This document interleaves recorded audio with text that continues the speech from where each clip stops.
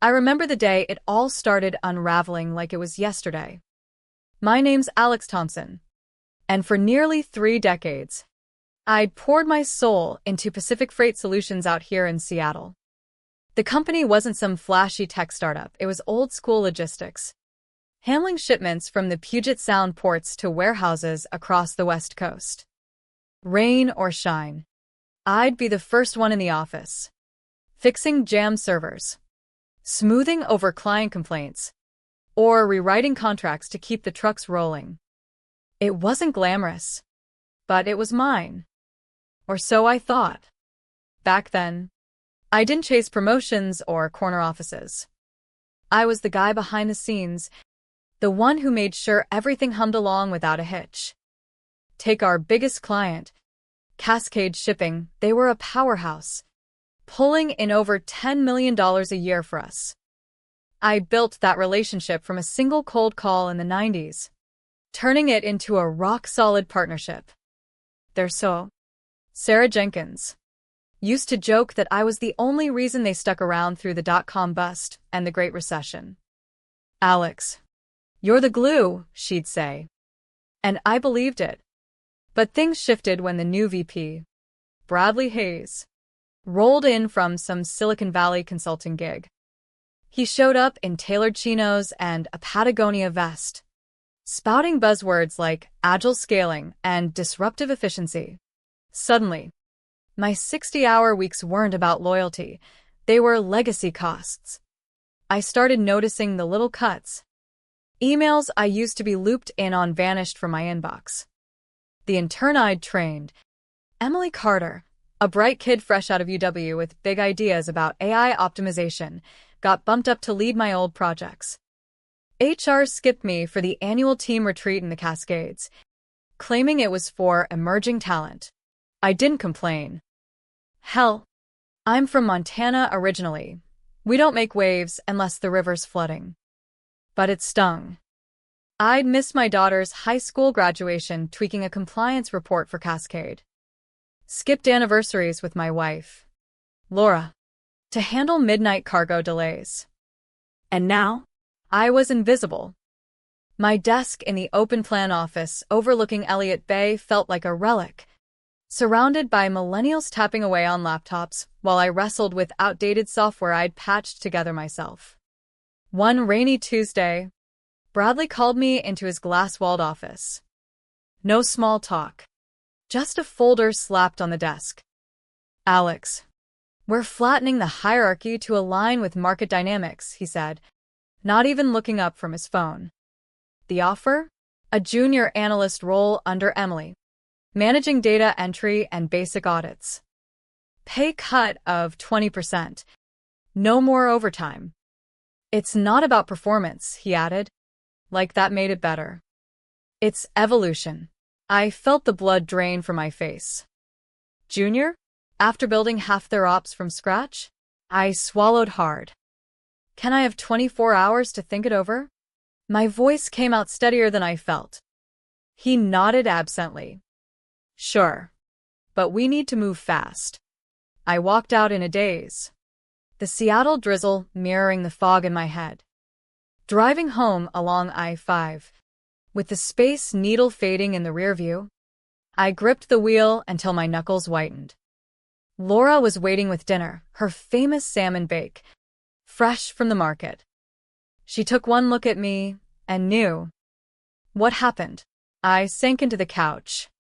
Our tabby cat, Whiskers, curling up beside me. They restructured me out, offered me scraps. We talked late into the night. Bills loomed. Mortgage on our modest house in Ballard. Laura's meds for her arthritis. The car that needed new tires. I'd given everything to Pacific Freight, thinking loyalty paid off. But in this cutthroat West Coast economy, it was just overhead. Anger bubbled up. But so did something else, resolve. I wasn't done yet. That instinct kicked in around midnight. I scrolled through my contacts and landed on Sarah Jenkins at Cascade. We hadn't spoken socially in years, but she'd always been straight with me. My thumb hovered over the call button. What if she saw me as desperate? But desperation was better than defeat. She picked up on the second ring. Alex? Everything okay? I spilled it all, the demotion, the indifference. How Pacific had sidelined me without a transition plan. I hate asking, but if there's anything open. Silence. Then her voice. Warm but firm. We've been frustrated with Pacific's slip-ups lately. Board's meeting tomorrow in Portland. Come down. 6 p.m. at that steakhouse by the river. We'll talk. It was a lifeline.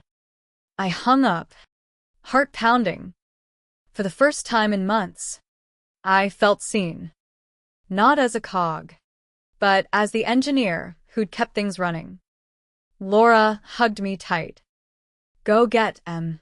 As I lay awake, staring at the ceiling fan, I realized those 24 hours weren't just a delay, they were my turning point.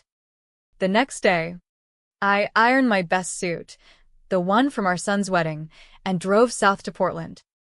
The Willamette River gleamed under the afternoon sun, a far cry from Seattle's perpetual gray.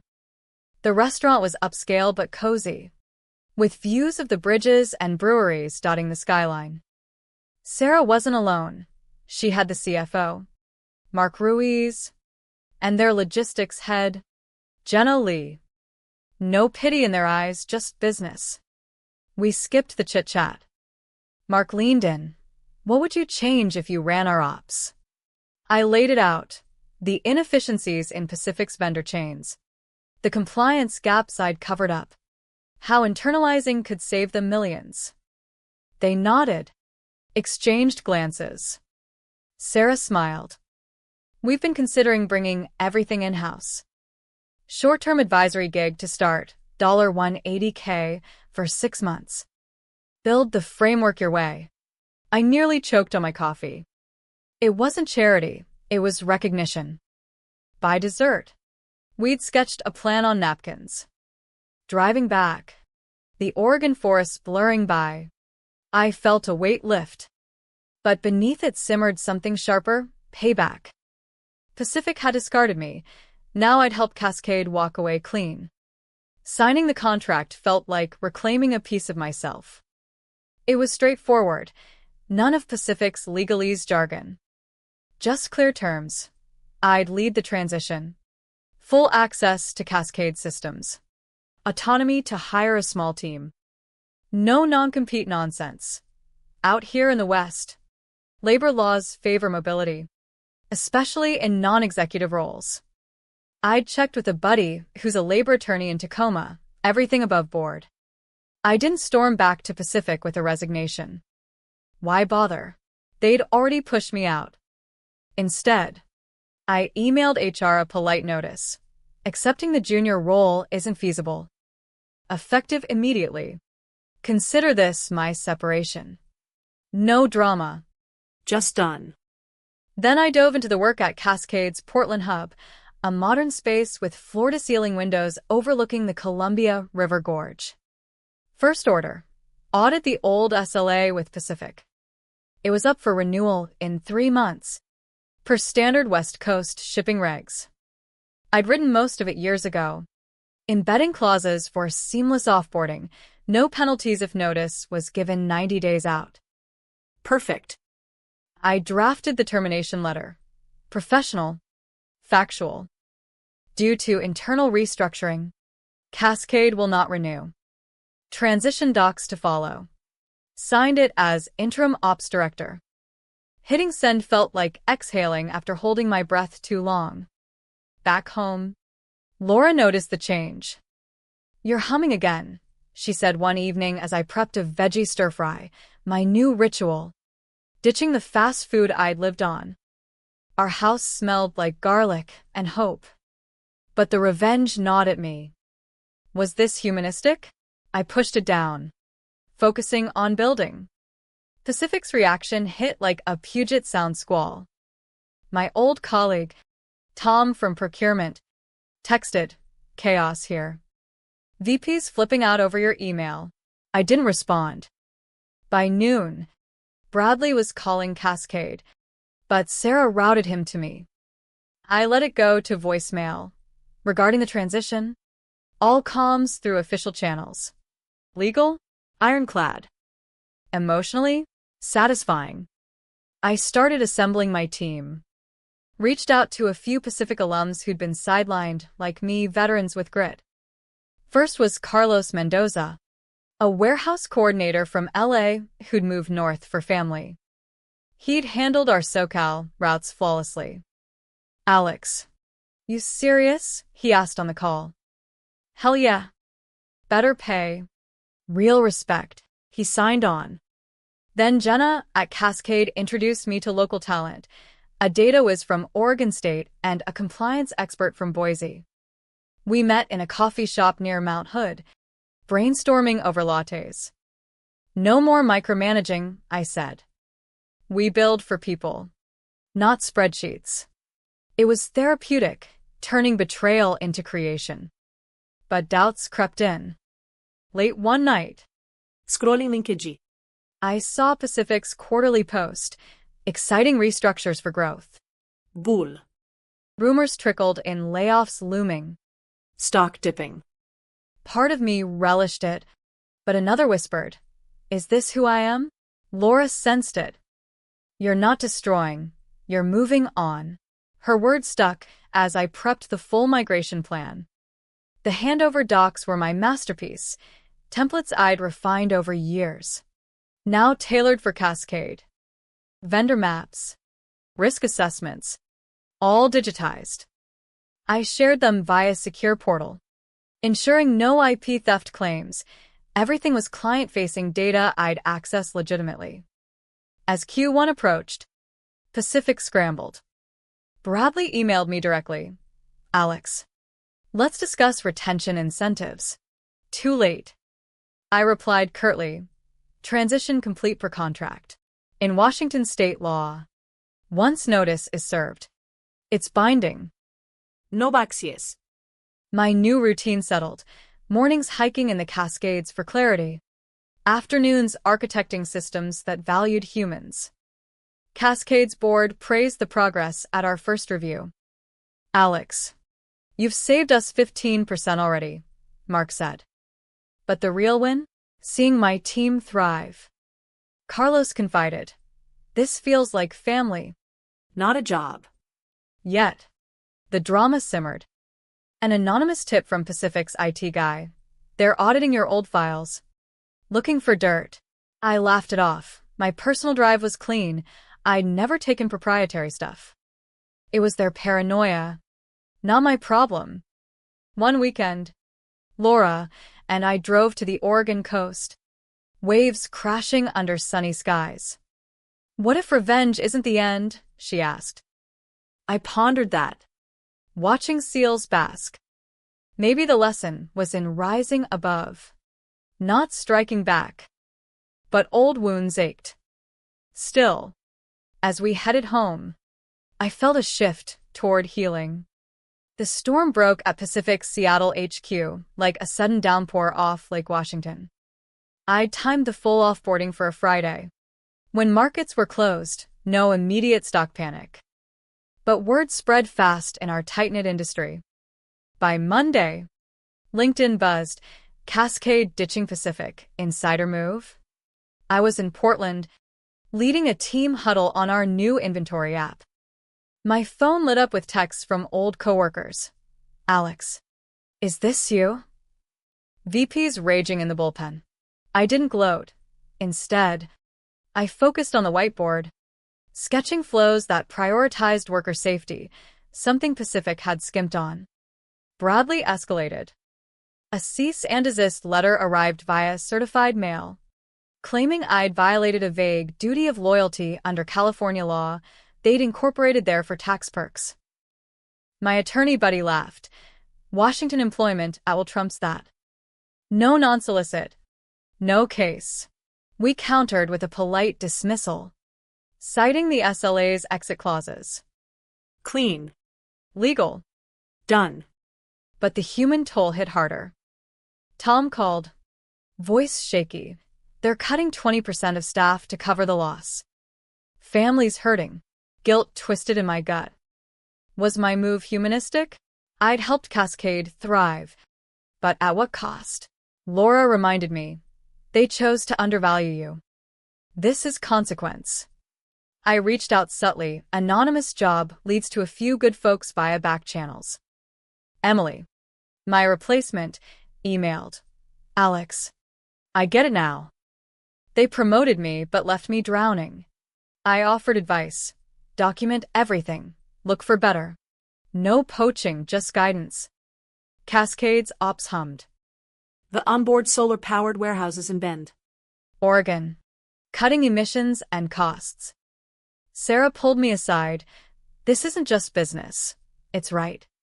Her words fueled me. But I craved closure. Driving to Seattle for a supply chain conference, I detoured by Pacific's office. Parked across the street, watching suits hustle in the rain. Bradley's Tesla gleamed in his spot. Mine used to be a rusty pickup. Nostalgia mixed with resolve. I didn't go in. Instead, I left a sticky note on my old truck, sold it cheap to a junior. Check the dashboard logs. They're yours now. Back at Cascade, challenges arose. A vendor glitch during a storm delayed shipments. Olmi would have panicked. Numi rallied the team. We fixed it in hours. No blame, just lessons. Mistakes happen, I said. We grow together. It felt good. Humanistic. Rumors peaked. Pacific's board meeting imploded. The CEO grilled Bradley. How'd we lose Cascade without warning? Echoes of my name surfaced, the guy they'd forgotten. Their stock dipped 8%.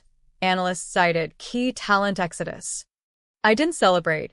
It was a wake-up call for the industry. Laura and I hosted a barbecue in our backyard, inviting my new team. Laughter echoed under string lights. Kids playing with whiskers. Carlos toasted to second chances. As the sun set over the sound, I reflected. Revenge had sparked this, but building bonds sustained it. Yet, a loose end nagged Bradley. He left a voicemail. Alex. Coffee? Clear the air. I ignored it, but Laura urged. Hear him out. For you. Maybe she was right. The lesson brewing. Forgiveness frees you. As spring bloomed along the West Coast, Cascade's internal ops solidified. We expanded to a satellite in San Francisco, tapping Silicon Valley talent for AI integrations. My role evolved to permanent VP, $250K base. equity. But success tasted bittersweet without addressing the past. Pacific hemorrhaged. More layoffs hit the news. A class action brewed over improper terminations. Under U.S. labor laws, they skimped on WARN Act notices for mass cuts, sloppy. I felt for the folks caught in the crossfire. Anonymously, I tipped a union organizer in Seattle. Push for severance audits. One crisp morning, Bradley emailed again. Alex. No agendas. Just talk. Pike Place. Noon. Curiosity won. I met him at the market, amid flying fish and coffee aromas. He looked haggard, no vest. Just a rumpled shirt. You win, he started. I cut in. This wasn't a game. We walked the stalls. He admitted. We undervalued you. Thought systems could replace people. I nodded. Systems fail without heart. He offered an apology rare in corporate America. Any way to consult back? I declined. Build your own better. It wasn't cathartic rage, it was closure. Driving home, I called Sarah. Pacific's lesson might stick. She agreed. Industry's watching. At home, Laura and I planned a trip to Yellowstone, my first vacation in years. Our kids visited. Talks turned deep. Dad. You taught us resilience, my daughter said. The humanistic pivot, valuing self-worth over vengeance. Cascade thrived. We implemented flex hours, mental health days, Policies Pacific ignored. Team morale soared. Productivity followed. A light lesson emerged. Treat people right, and loyalty follows. But old habits died hard. When Pacific poached a junior from us, I let it go. No retaliation. Instead, I mentored more, building a network across the West. One evening, watching the sunset from our porch, Laura asked, "Regrets?" "None," I said. Betrayal birthed growth. The drama faded. Humanity prevailed. Summer hit the West Coast like a warm embrace. Wildfires distant, but reminders of fragility. Cascade hit milestones. $15 million saved. Zero downtime. My team grew to 20. A mix of vets and newbies. We volunteered at food banks in Portland, tying work to community, humanistic core. Pacific stabilized. Barely. New leadership axed Bradley. They pivoted to niche markets. Whispers credited my exit as the catalyst. I didn't seek credit. The lesson was enough. Corporations crumble without their people. I spoke at a logistics conference in Vegas, sharing anonymized stories. Value your anchors, I urged. Applause followed. Old colleagues approached. Sharing similar tales. It built bridges, not burns. Home life bloomed. Laura's health improved with less stress. We hiked Rainier, breathing fresh air. "This is us," she said. Our cat Whiskers purred approval. The ending wasn't fireworks, it was peace. I forgave Pacific inwardly, focusing on legacy, a company that uplifted, a family intact. The light lesson? Betrayal stings, but rising with grace heals all. In the vast Western landscape, second chances abound if you build them. Years on, I look back, shocking demotions sparked unexpected rebirth. Not revenge's empire crumble, but a man's quiet heal through humanity.